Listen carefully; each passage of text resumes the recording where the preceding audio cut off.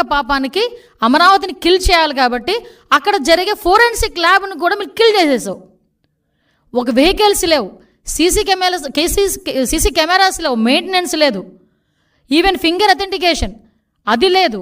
వాటన్నిటికీ కూడా ఈరోజు అంటే అన్నీ కూడా నిర్వీర్యం చేసి కేవలం నీ దగ్గర నీ కాపలాకి 1000 మంది పోలీసులను ఇంటి దగ్గర పెట్టుకొని నువ్వు రోడ్డు మీద వెళ్తే పరదాలు కట్టడానికి, నువ్వు రోడ్డు మీద వెళ్తే చెట్లు నరగడానికి, నువ్వు రోడ్డు మీదకి వెళ్తే బారికేడ్స్ చేయడానికి, నీకు కాపలా చేయడానికి మాత్రమే 5 సంవత్సరాలు పోలీసులను ఉపయోగించుకున్నావు. దాంతోపాటు టీడీపీ లీడర్స్ దగ్గర ఎవరు ఇంట్లోంచి బయటకు రాకుండా ఉండడానికి. ఈ నెల రోజుల్లో చంద్రబాబు నాయుడు గారు అవుట్డోర్ ప్రోగ్రామ్స్ ఎన్ని చేశారండి? ఎక్కడైనా పరదాలు కట్టారా?